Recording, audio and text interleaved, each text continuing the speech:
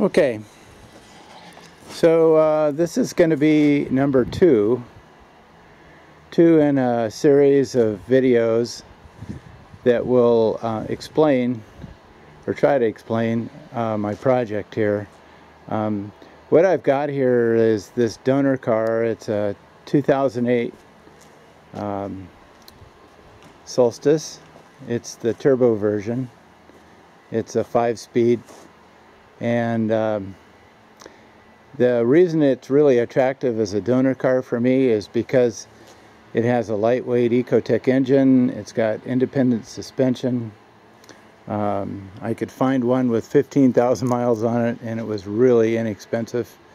And it's got plenty of power, about 250 horse, and it's fun to drive.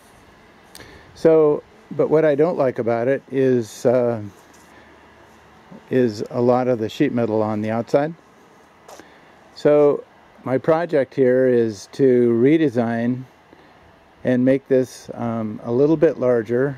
It's going to be about 4 inches taller. It's about 20 inches longer. It's 3.5 inches wider.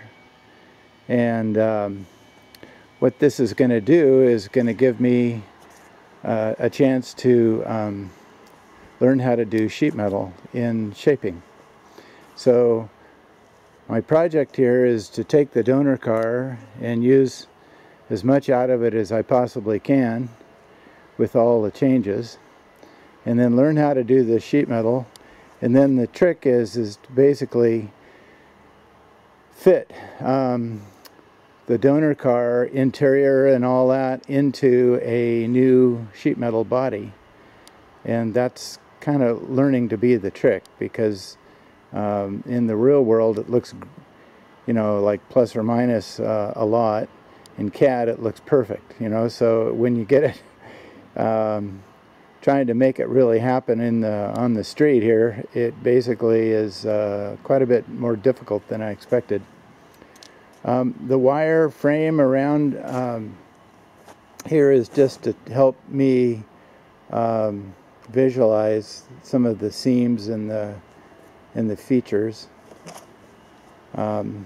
This thing has a little bit of a Batman shape, bat car kind of feel to it. It's got big flares around the wheel wells.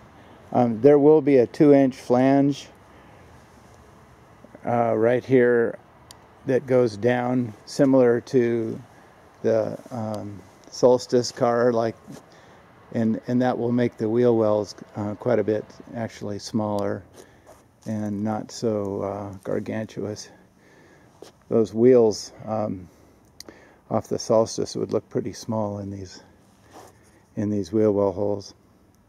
So what we've got here is we've got the wire cage here that is hopefully defining the interior of the car, and I'm going to just pan over and look at the interior, and it's going to fit basically down inside of this wire frame.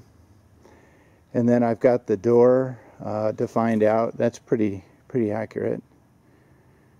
So those are the two things really that I want to hold like gospel, because the interior has a lot of connections to the engine, and I want to leave the engine and the interior in the same proximity, so nothing changes. And that's going to make it really easier to put together if I can keep that relationship right. So from the last video, I've added all of the features and the wire around the outside. And I'm getting real close today to starting to actually cut some sheet metal and start the English wheel and pounding on a sandbag and all that kind of stuff. So anyway, this is more or less a progress report, and I'll keep you posted on how it goes. About another week or so I'll have another video. Okay, thanks.